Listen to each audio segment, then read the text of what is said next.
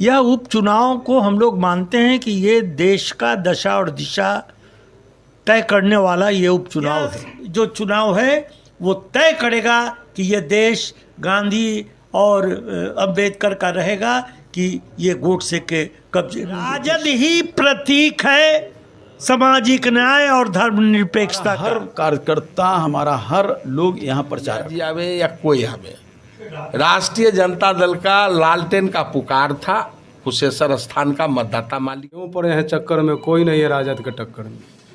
नमस्कार, आदाब, सत श्री अकाल। लाइव नेशन 7 में आपका स्वागत है। मैं शादाब मलिक। अगर अभी तक आप लोगों ने हमारे चैनल को सब्सक्राइब नहीं किया है तो ज़रूर सब्सक्राइब कर लें। बिहार में उपचुनाव हो रहा है कुशेश्वर स्थान और तारापुर विधानसभा क्षेत्र में।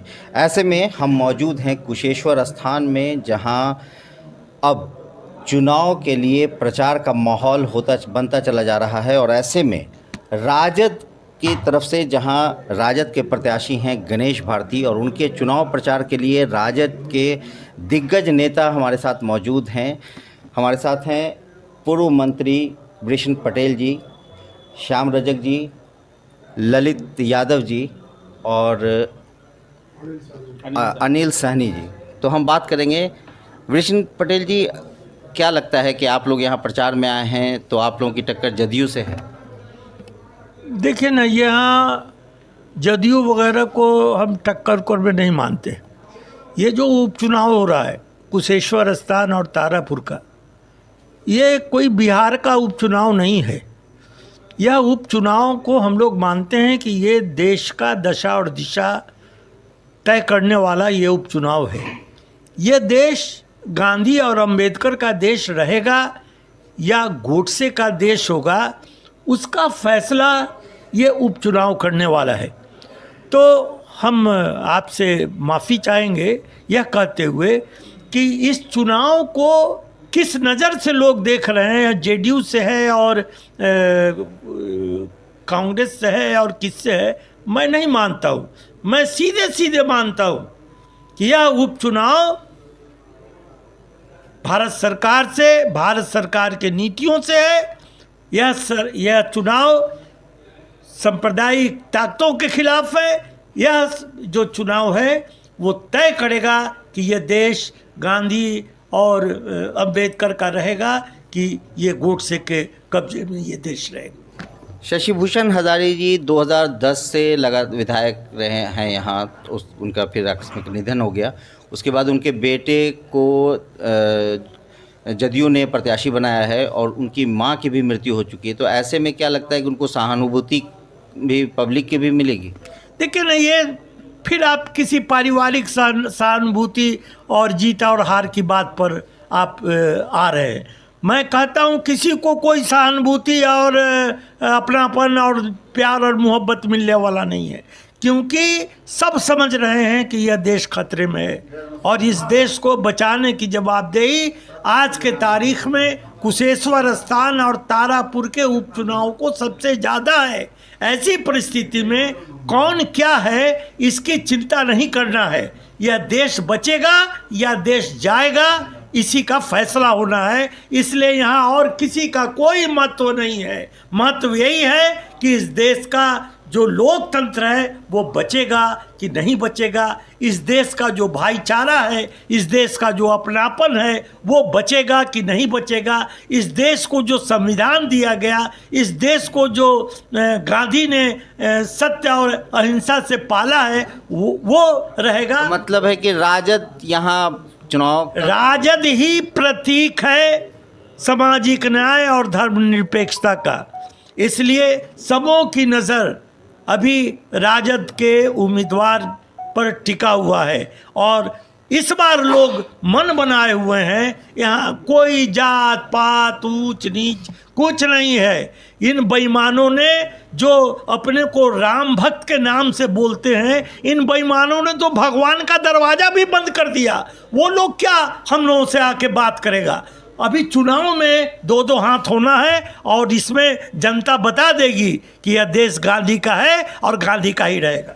ये देश गांधी का है और गांधी का रहेगा। अच्छा श्याम रजक जी, एक बात बताएं कि कांग्रेस भी यहाँ चुनाव में है कुशेश्वर स्थान में, तो क्या लगता है कि कांग्रेस से आप लोगों को नुकसान होगा? कोई न नुकसान है न कोई मतलब है। ये ठीक ही बताया पटेल साहब ने कि ये जो चुनाव है देश की दशा दिशा भी बताएगा और इस राज्य में जो कुशासन है नीतीश कुमार जी का, इसके खिलाफ जो जन आक्रोश है, एक तरफ लाखों लोगों ने जो कोरोना में मृत्यु के आलिंगन को स्वीकार किया और जो लोगों में आक्रोश है जिसका भयावह है, उसका सारे चीज़ों का हिसाब कुशेश्वर स्थान की जनता लेगी। अच्छा, तो क्या लगता है कि चुनाव प्रचार में लालू जी भी आएंगे? देखिए, हमारा हर कार्यकर्ता, हमारा हर लोग यहाँ प्रचारक हैं। लालू यादव तो हमारे नेता हैं ही, लेकिन कुशेश्वर स्थान के जो हमारे राष्ट्रीय जनता दल के वर्कर और जो यहाँ के आम नागरिक जो आज तक जो आक्रोश के कारण सहे हैं, जो भयावह स्थिति, जो प्रताड़ना को सहे, सारे लोग हमारे प्रचारक हैं। ललित जी, एक बात बताइए कि यहाँ जो है अभी एक लहर जो लोगों के मुंह से आ रही है कि युवा की बात हो रही है, ऐसे में राजद के जो प्रत्याशी हैं, क्या युवाओं के लिए आप राजद ने क्या सोचा है, या राजद यहाँ ऐसा क्या करेगी कि जो युवा के जो प्रतिनिधि हैं उनको न देकर आपके प्रतिनिधि को? देखिए, हमारे पार्टी का जो नेता है वही युवा सम्राट है, आदरणीय तेजस्वी प्रसाद यादव, जो प्रतिपक्ष के नेता हैं और हमारे नेता भी हैं वो, और सभी ने बिहार के लोगों ने स्वीकार किया। तो जिसका युवा नेता हो तो युवा के बारे में तो सोच उनकी अच्छी होगी, और जो भी कार्य करेंगे युवा के लिए निश्चित रूप से अच्छे कार्य करेंगे। राष्ट्रीय जनता दल युवा पर आधारित पार्टी है और युवा ही राष्ट्रीय जनता दल का एक तरह से नेता ही है। अच्छा, कन्हैया के बारे में भी बात हो रही है कि कन्हैया कुमार भी आएंगे प्रचार में, तो देखिए, कोई भी कन्हैया जी आवे या कोई आवे, राष्ट्रीय जनता दल का लालटेन का पुकार था कुशेश्वर स्थान का मतदाता मालिक का। यहाँ के मतदाता मालिक लालटेन पुकार कर रहे थे और लालटेन यहाँ मिला है, इसीलिए यहाँ लालटेन बहुत ज़्यादा वोट से जीतेगी। कोई टक्कर नहीं है, किसी से हमको कोई टक्कर नहीं है, किसी से कोई टक्कर नहीं है। क्या लगता है कि चिराग पासवान भी आ रहे हैं तो उनका असर पड़ेगा? देखिए, अभी हमारे ललित बाबू जो बोले हैं, क्यों पड़े हैं चक्कर में, कोई नहीं है राजद के टक्कर में।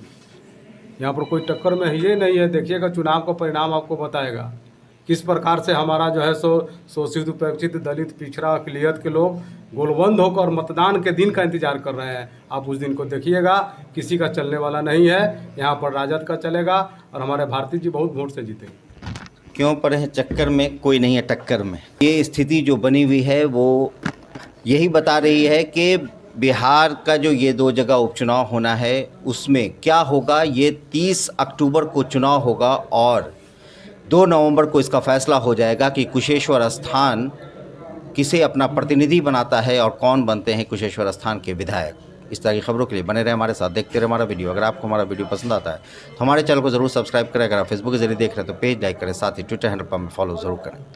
धन्यवाद।